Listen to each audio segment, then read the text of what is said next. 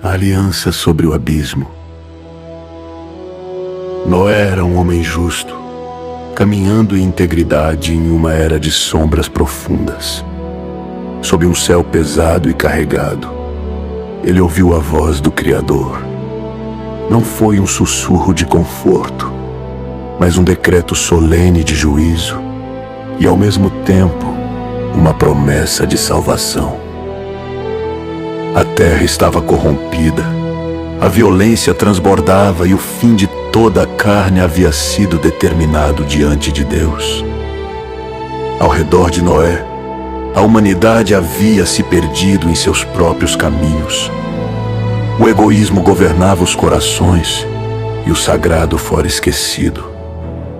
A retidão de Noé destacava-se em silêncio, como um testemunho vivo contra a decadência de um mundo que caminhava para o seu próprio fim. Faze para ti uma arca de madeira de gofer, ordenou o Senhor com obediência inabalável. Noé deu início à obra junto de seus filhos, lançou os fundamentos daquele que seria o único refúgio da vida. Cada viga ajustada e cada camada de betume aplicada tornavam-se atos de fé diante de um horizonte seco. O som do trabalho ecoava como um aviso que poucos estavam dispostos a considerar. Sua esposa permanecia ao seu lado como um apoio constante, enquanto o mundo exterior zombava da construção que se erguia sem sinal de chuva. Eles encontravam força na comunhão e na obediência, sabiam que preparavam mais do que uma estrutura. Preparavam o abrigo para um novo começo, enquanto o sol se punha sobre uma geração condenada. Então, conforme o tempo determinado por Deus se aproximava, os animais começaram a vir de dois em dois, conforme o Senhor havia ordenado. Aproximaram-se da arca em silêncio e ordem. Até as criaturas mais ferozes demonstravam uma mansidão em comum.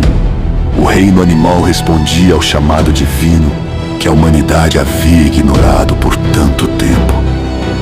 No dia estabelecido, o próprio Senhor fechou a porta da arca. O céu se rompeu e as fontes do grande abismo foram abertas com estrondo. Do lado de dentro, cercados pela escuridão, pelo cheiro da madeira e do feno, Noé e sua família ouviram o início da chuva. O tempo do aviso havia terminado. O tempo da preservação começava. Por 40 dias e 40 noites, as águas caíram sem cessar.